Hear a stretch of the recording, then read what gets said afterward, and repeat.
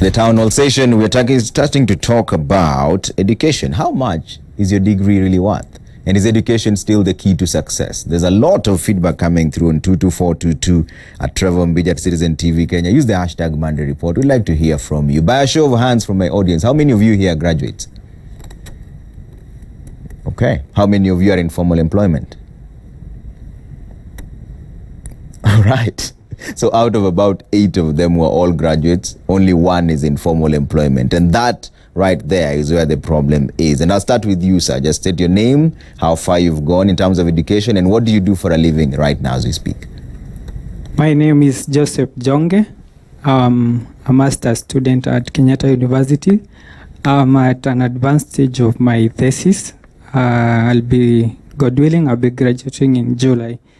Now, currently, I'm a hawker at Mudhurwa Market, and also sometimes I have to go to the streets to hawk there because at times things go bad at the market. And it's not that I go there because I want to go there, but it's not that I've not looked for a job. I've been looking for a job for quite some time.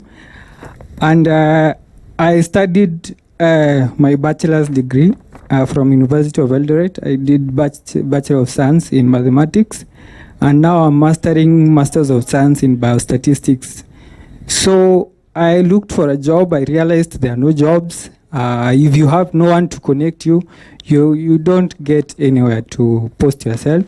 So I tried business. I tried selling cookeries at Githurai, but again the government restricted second-hand goods were doing ex-UK. So due to short of supply, I tried clothing business, which I'm doing right now. But again, the economy is so harsh. You get nothing. Okay. You're supposed to pay bills. You are supposed to pay help, but you don't have the money to do that. So you have to do anything that you can to sustain yourself. Did you keep account of how many doors you've knocked trying to find a job? What do they say? You see, nowadays, if you have a degree in math and now you're pursuing a master's, which you're finishing in July, you're the prime candidate for employment, right? Yes. You see, nowadays with the digitization, you will go somewhere and then they will give you an email. They will tell you, send your papers there. We shall contact you. Don't contact us before that, because when we need you, we will contact you. But most of the cases, you are never contacted. Okay. Now, I've gone to 2 interviews, one last year and another one this year. Last year, after the interview, in fact, the secretary congratulated me because she was telling me I'm the most, I had the highest qualification. But again, at the end of it, a diploma guy was hired. Okay. Same case happened this year. This last month, January, I went for an interview and bachelor's degree guy was hired. Okay. So from that, I also realized that it's kind of those who are also in the job market are afraid that when they have someone so qualified, you may take their job after some time. So even getting hired when you are highly qualified, it becomes a problem. Okay. Yeah, and you realize that sometimes it's so painful. Yeah. You realize your parents invested in you to go for the education, but now they are aging, you can't help them. Okay. It's so painful at times, and you realize that the government is continuing to produce more graduates, and yet even the ones who are out here, we have nothing to do. Okay. So you realize that the government is harsh on us. You start a business, there are so many things that you are required to have. Okay. Yet as a startup, you realize that it is hard to get them at times. Okay. Yeah. All right, let's make heads and tails of this conversation. Let me introduce my guest, beginning from my immediate left, Professor Mohamed Karama, Deputy Vice Chancellor, Uma University. Thank you for making time. And Dr. Maria Kioko, former Assistant Dean of Students at Egerton University. Thank you for making time. And also magnum cum laude. Did I say that right? Graduate? Yes. Yeah, those are the sharp right. ones. All right. Thank you so much for making time as well. Professor Lekiapi couldn't make it. He missed his flight.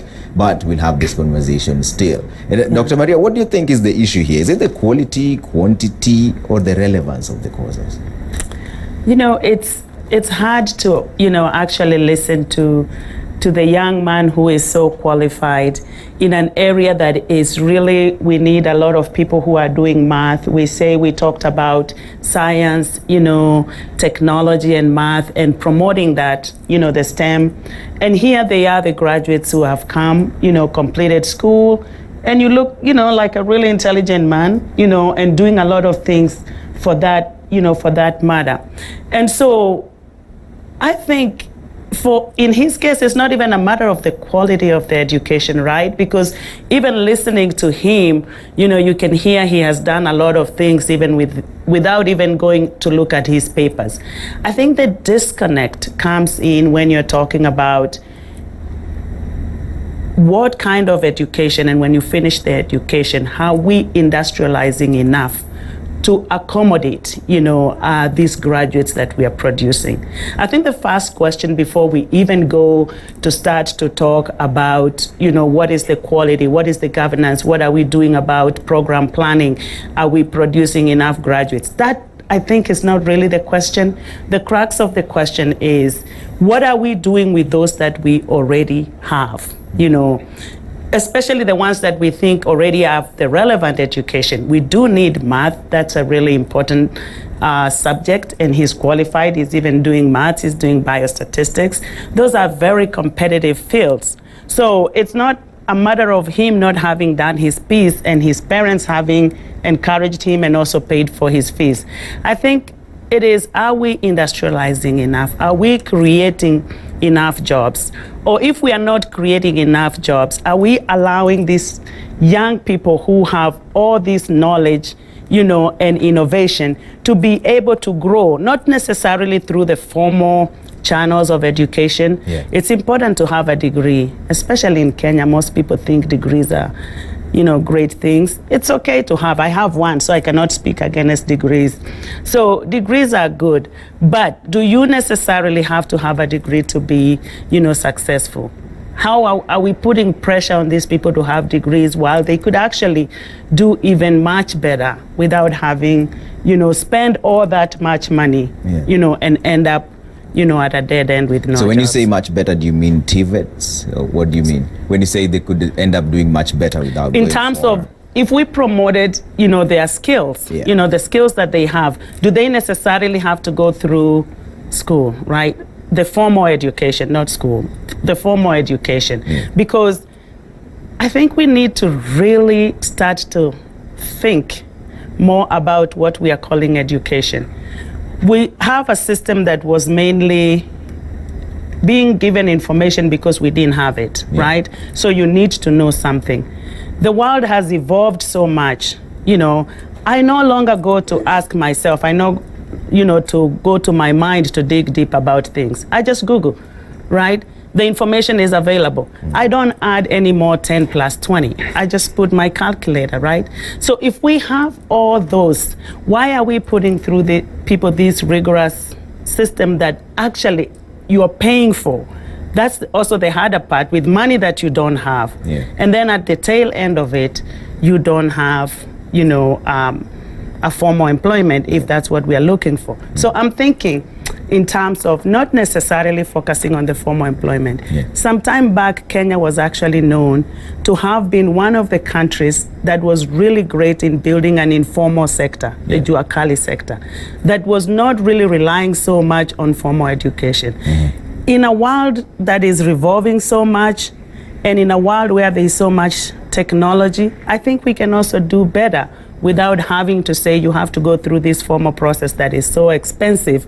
Or if you go through this formal process, then there's something at the end you're going to benefit. You'll be able either to help your parents who are looking upon you because you are their retirement plan, you are their investment. You should be able to live to that expectation that your parents have if they have invested in you. Professor, what is the issue here? Because you're the Deputy Vice Chancellor, Uma University.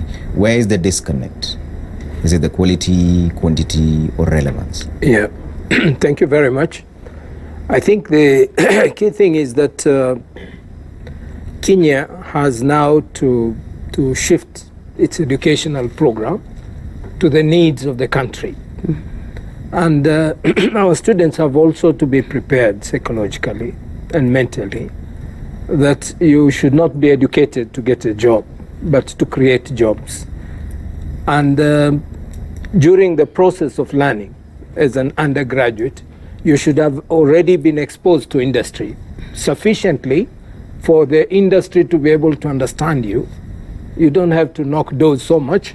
By the time you do your master's, they know you already, and you have an opportunity to get a job. I do agree with my friend here who said that the industry is going for cheaper labor in terms of taking the people with diplomas and the rest. But if you had that exposure with them, it would be useful. That it would not have been difficult if the universities have a close link with the industry and understanding the development process in Kenya. This is a gap that exists. And the issue of the white-collar jobs, we are always thinking about office jobs and things like that. And we have talked, and many people have talked, including our politicians and leaders, that we are training people to create jobs, not to look for jobs. I think that's the disconnect that exists. And if our education system, as it is currently being addressed as competence-based, the other challenge is we have students who come from universities at whatever level. They have no hands-on experience on their own field of work. So the industry is not ready to take people and start training them afresh. Okay. That's the challenge, I think, and the disconnect. Okay. So the microphones are here in the audience, and I have one Dr. Wandia Njoya, who's very good at commenting about education matters.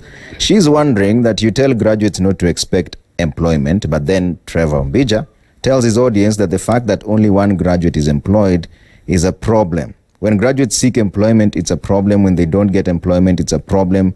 What do they want? Am I wrong, Ken? You can have the microphone. Thank you, Trevor. And this you can address directly to Dr. Wandia. Dr. Wandia, even the fact that I am a graduate here who is employed, it was not a walk in the park. I did my first degree in education arts, a teacher of English language and literature in English. When I approached one of the principals to have me employed as a teacher, he told me it will take me at least 6 years to qualify for employment because I had graduated in 2012. And the earliest I could qualify for employment would be 2017 because we had people who had graduated in 2008 and had not been employed. That is when I decided to immediately go and study law at the University of Nairobi. By the time I was graduating with law, still I could not get employed. I had to do my master's in law. After master's in law, I still could not be employed. I had to do my postgraduate diploma in law. I could still not be employed. It is until I enrolled for Doctors of Philosophy in Law that the university retained me as a tutorial fellow. And therefore, it is very unfortunate that graduates or students can be within an institution of higher learning with an expectation that they'll have to wait for 5-6 years to get employed. I want to reiterate what Trevor has been talking about, that we have a disconnect between quality, quantity, and relevance. I'll begin with quality. The university education has been commercialized. Universities are no longer the centers of research and excellence that we used to have. Every university either has a school or a program that has become a cash cow. Go to most universities, education, especially education arts degree, has become a cash cow. Go to KU, more than a third of the students are actually teachers. UON, go to Kikuyu, is the most populated campus. Go to Masinde Muliro, education arts, with quite a number of students. And the universities are training these students without telling them that this particular field is crowded. In this country, we do not have teachers of home science. The universities have therefore failed to design programs that fit the needs of the industry. When you go, I sit on boards of management. You want to employ a teacher of computer, a teacher of home science. They recently employed a student with transcripts. When we have teachers of English and literature who graduated in 2010 and have not been employed. And number two is quantity. Since university education has been commercialized, universities are in a rush to admit more students so as to make more money. They admit students without looking at the number of lecturers. Professor will confirm to you here, and these some of us were students, that the tutorial programs have failed completely. And in a university, students need to go to a tutorial fair to get tutorials in smaller groups. That is no longer happening. We have 3 modules approved by the Commission on University Education. Module 1, which is funded by government. Module 2, which is self-sponsored. Module 3, which is open and distance learning. Because lecturers are not available, students have devised a module 4. This comprises of students who never come to school unless we have a CAT or an exam. They end up graduating with first class, second class honors. They go to industry, they are clueless. They don't know what to do. And lastly is relevance. And relevance, we blame it on society. Society has glorified degrees so much that every time you come out of university, you think you are the next millionaire in town. How relevant are university degrees? If my brother is a hawker, how is that first degree helping him to become a hawker with a difference? Because if you have a degree and you are a hawker, you should be able to stand out as a hawker with a degree. People can say that hawker looks learned, the way you market, the way you interact with the industry. But that relevance, the university education has killed TVETs. Look at universities other than Moi University and the University of Nairobi. University of Nairobi was a college. Moi University was formed from scratch. Look at KU.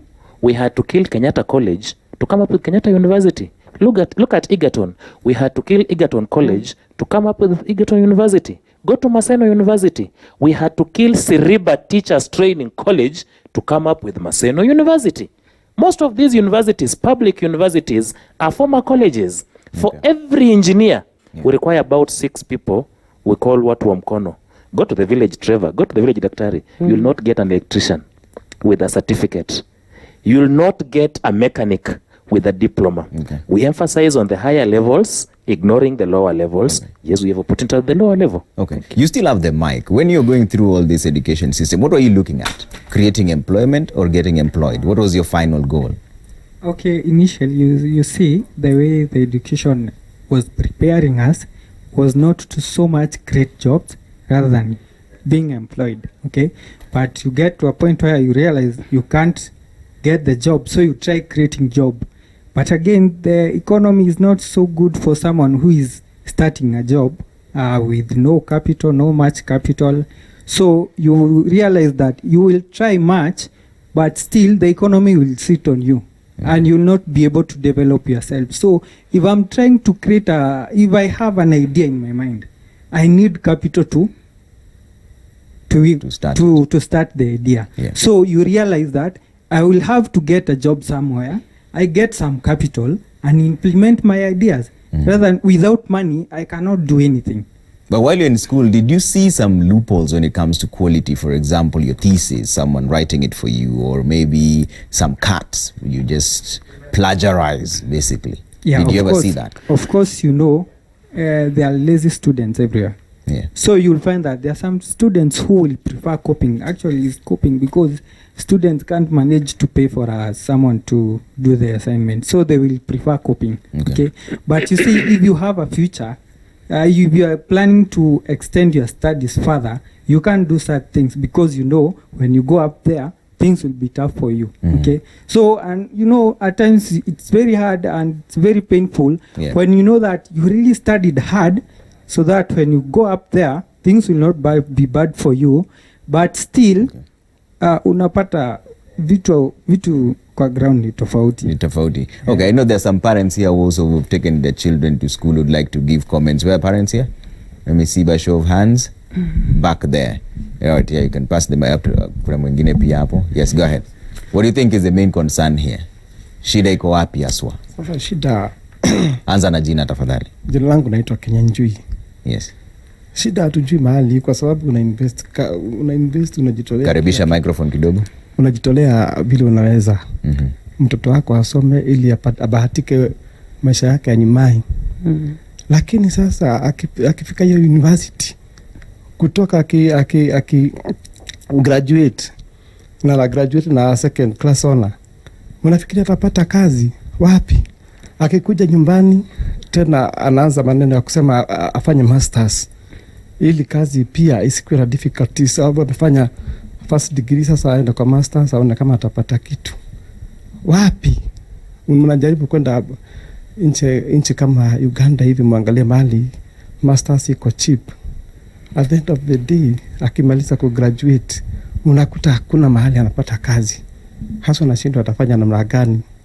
Anakaa nyumbani akifikiria, akishika hizo mastress, ukimwambia afanye kazi nyingine anaona hiyo kazi iko low, si ya class ile amefanya nini. Unaona, so kuna wengine ambao pia wanakataa kazi, wanasema sikusomea hii, kwa hivyo sizifanya kwa sasa. Unaona, sasa naenda kukaa namna hiyo na mastress, unashindwa utafanya namna gani. Okay. You have the microphone over there. Go ahead. Just start with your name and mention what do you think is the disconnect here, and then I'll pass the microphone to her. She had it first. Okay. Yeah. My name is Evan Sogo. I'm an ATP student at the Kenya School of Law. Your microphone, I think, has a bit of challenges. Just let me help you with that. And then, yeah, go ahead back there. Yeah, your name, and then tell us where you think the disconnect is. Then we'll come back to you. Okay. Don't touch. So my name is Immaculate and I'm a student pursuing nutrition. So for me, I think the disconnect comes into connection most of the times. People like have valued connection more than even interviews and all that. Like when you go to a place to look for a job, it's either you know someone who knows someone or you don't get the job. So like when you go there, when you start even doing your course, some people do it because they have connections. So you'll do a certain course, not because you want to do that course, but because you know you have a connection somewhere. Because jobs have been like, everybody's saying jobs are not there, jobs are not there. Yes. So you opt to do like a course where you know you have someone who is going to connect you. So you are sure that when I'm out of this schooling, I have I have a place where I'm going to go and I have a job somewhere. Okay. So like you find that some people, when they are going for their interviews, they're actually not even, they don't have that relevance of what they're actually doing. Yeah. Because they did the course for just doing it because they knew they have a connection somewhere. Okay. So I think that's where it has a disconnect, because you're actually looking of the connection. They're not like expanding their minds to think out of that. So sometimes people are not actually doing their course because they want to do that course. Okay. They are So doing sometimes it it's all because they about have the connections. All right. Yeah. So John Willis Njoroge here on Twitter says, Trevor, address the issue of a dysfunctional system. Statistics released says that we only have about 2% of our population as educated, quote unquote. Those are the ones who have graduated. And we can't create jobs in a broken system. So fix the system fast. Professor, I'll come to you. Ken said something, that universities are now just a money minting venture. All these courses you're offering are not based on research. Nobody knows whether they're needed or not, but as long as you cash in. Is that true? Yes, there is massification of education. And that is, universities are looking for numbers to survive. The challenge is, we have 74 universities in this country. 2 years ago, the universities had a capacity of 150,000 students, but only 80,000 had spaces, qualified to get the C+ for university entrance. So there is competition for students. The cost of running universities is very high. Therefore, massification of education, working with big numbers and looking for areas that will capture more students. This is something that is going on in the university. I wish to admit on that. However, with the support of the government, there is need to do situation analysis of the country need. Universities were supposed to have niche. JKUAT was supposed to be agriculture. Jomo Kenyatta University was education. The other places were law and so on. That is lost. I want to give you an example that Ummah University is supposed to be a Muslim university. All other universities now are giving masters in Islamic studies. We thought we held the niche. It's no longer there. The competition out there is very high. This suggestion, what my other colleague was saying, that education, going for something that you know you will be connected, This is the worst mistake that can happen. You have no passion on what you're learning. You end up getting a job that you are not interested in. Simply you're getting a job because you can be connected. And that connection can be translated in many different ways. Okay. Sometimes evil. Okay. Yeah? All right. So those are the challenges. Okay, Dr. Kioko, I have to take a quick break here. When we come back, I'd like you to talk to us about the balance between making money the universities are struggling to survive, the non-popular causes, so to speak, and the causes that many people just simply run to. Therefore, universities are sort of forced to start a branch of maybe arts or education because that's a popular one. Yeah, whether specializing was a good idea after all. We'll do that in just a bit. I see a lot of your feedback. I'll try and read as many of them as I can. I see there's someone, Hagai Nelson. He did a degree in actuarial science from Jaramogi Oginga Odinga University. Graduated in 2016. It has never been easy for me, he says. I've applied for jobs and went to a number of interviews, secured no job. I decided to sell fruits as a hawker along Adams Arcade. It's so painful, especially when you think of the struggling the parents went through to put you through education as a single mother, putting all hopes on me as her savior, but hiring turns totally different. Hagai Nelson here says he has no faith in education anymore. Keep your views coming on 22422 at Trevor Mbija at Citizen TV Kenya. Use the hashtag Monday Report. I'll sample a few of them as we get into the tail end of this discussion. In about half an hour, we'll talk about the solutions now. How do we fix the system going forward? We'd like to hear from you as well. See you in a bit.